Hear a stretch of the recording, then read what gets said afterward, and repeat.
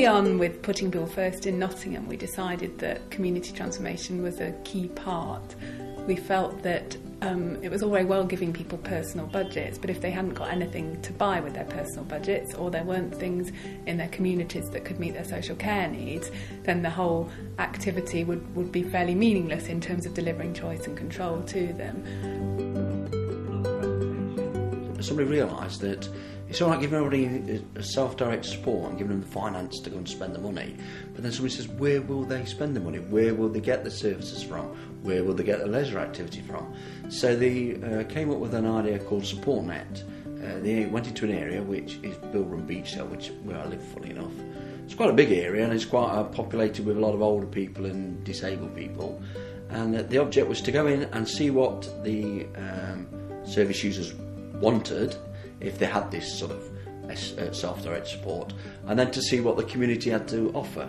What we were very clear about is we weren't going to go out and say that the City Council would like you to do this, or the City Council thinks this is a good idea. We weren't going out to consult with people. We were very much wanting to hear what people said would meet their social care needs, get their ideas, and then go with their ideas and support them to take their ideas forward. We started out not knowing many people at all in the community, and we had some open meetings. That's how it first started. We meet in many different places. It's a very open agenda, a very open way of convening people. And some people found out through a letter, some people found out through picking up a leaflet. People that were saying, buses, I'm angry, I don't feel respected, I don't feel valued, I can't get on them half the time. What you're supposed to do when you're in a wheelchair.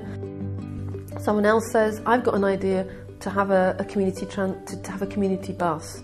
Another success has been around social isolation. People said Sunday was a really difficult time, and a big event was set up on a Sunday where the Scouts came and helped out, so we got that intergenerational aspect going. So we had this tea and cake Sunday, and we had fantastic support from workers in the area, and the scout leader said, I'm bringing 24 scouts along. We said, the place is going to be too crowded with little children, and they were amazing. They went away saying it was one of the best things that had happened all year to them. And when a few people said, we'd like to carry this on, and Shaun and Dawn said, we'll do it, we just thought, this is fantastic, because they can, long after we've gone from SupportNet, the people who are sort of getting the project up and going, long after we've gone, those people who live in the community can continue. Julianne was on about tea and cakes. We'll be at tea and cake fair on a Sunday, which Julianne organised. And she said it would be more personal, perhaps some people could do it in their own. I mean, Dawn were the first ones to do it. With the SupportNet, they didn't just look at individuals like myself who were capable of getting out and about. They also identified people that didn't necessarily go out, the people who were very hard to get in touch with, people who had difficulty getting out. And with those people in mind, they then spoke to one or two of the, shall we say, like taxi service, to see if they could alter their services to accommodate people who perhaps couldn't get out for whatever reason. The lovely thing that happened was we started a database, and that started growing, and every so often, every time we had a meeting, we'd invite all the people we'd met, and that would be residents from the area and workers from the area. So we've got a fantastic database of people who live and work in the area.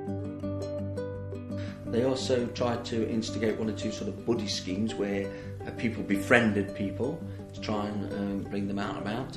It was just a way of showing people that there is another world out there, that they can mix, can intermingle, but it also showed the world that's out there that the people who are service users are just people when else is done. And Loveleen and Shaun and Dawn have been great company as well as great people to tell us what they would really like social care to be like.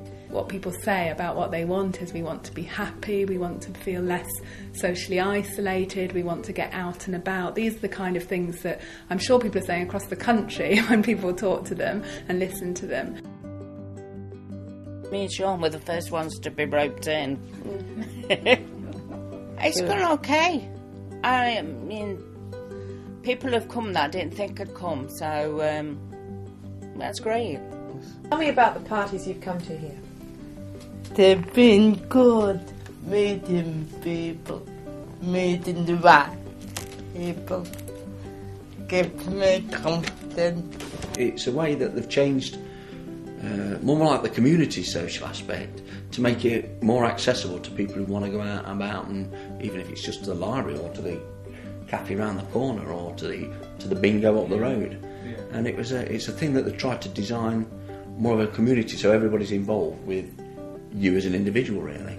So there's a whole amount of energy around that, new networks, new friendships, support for people to counter that element of social isolation.